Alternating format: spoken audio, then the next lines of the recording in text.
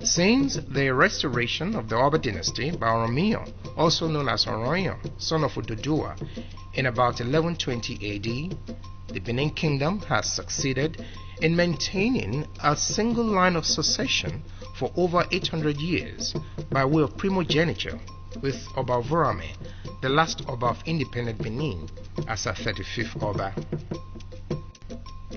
Crown Prince Idugbowa Adolo, the eldest son of Oba Adolo and Queen Ihea, assumed the dynastic title of Ovoramwen when he ascended the ancient throne of his forebears in 1888 after the passing of his father Oba Adolo, who reigned from 1848 to 1888.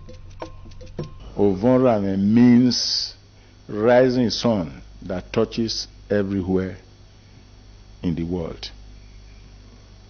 Ovoramwen no gba here. I make a nese roanyare. The rising sun, once it rises, the rays must touch the nooks and crannies of the world. That is the meaning. But in a name as Ovoramwen's own, it was a prediction that when he becomes Oba, his fame will spread all over the world. So you will find that the name and the bearer of the name are now compatible. There is no corner of the world where Ovoramwen's song hasn't got to. Not the ordinary song, I mean, his story. And it's in all the languages, big and small dialects. Very much like other civilizations, the Benins were involved in trade relationships with the Europeans. The Portuguese were known to have made the first contact with the Benin people in 1442 AD during the reign of Obaewa the Great, which resulted in extensive trade relationships that flourished for over 400 years. Ovoramwen was placed on trial by Sarah Mo, High Commissioner for Southern Nigeria. The king was deposed and deported to Calabar, while the chiefs, 6 in all, were executed.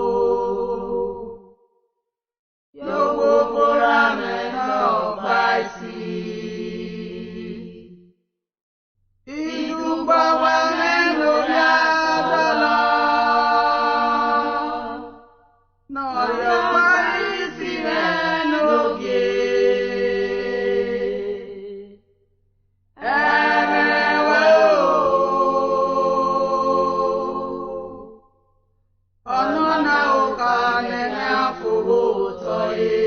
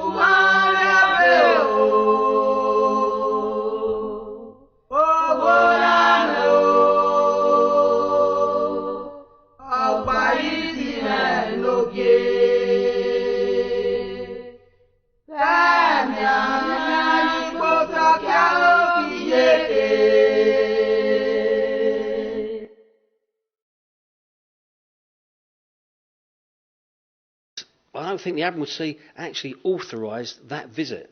So when these 9 officers were killed, it put the Admiralty in a very difficult position, because although they hadn't sanctioned that actual expedition, that meeting, in the eyes of the world it looked like British officers had been killed. It's the first time that 3 Maxims machine guns were ever used in warfare, and that could have been...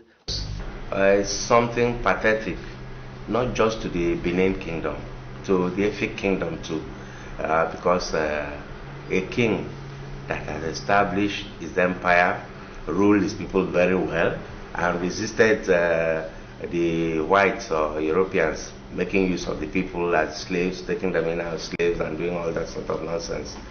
You know, it didn't go down well with our people when we realized that they deported him or they exiled him from his kingdom and then brought him to Calabar. When our people got to know that a king from that monarch, from that kingdom, has been brought here, I think they themselves made our people know that it was very painful.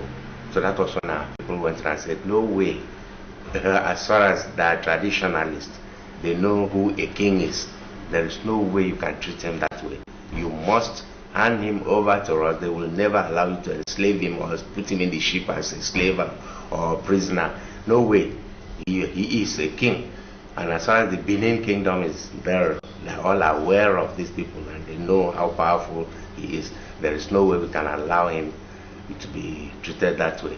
So they had no alternative than to hand him over to the Efik king then that was in existence. So what the man did now was to establish him formally and make sure that he felt at home, he was part of the community and interacted with the people effectively, still maintaining his royalty because he was given everything, guards and everything.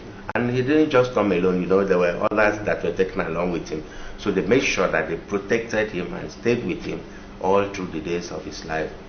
The return of any single Benin artifact is of great significance, as the object will be returning to the altar of its ancestors where it belongs religiously, culturally, and historically.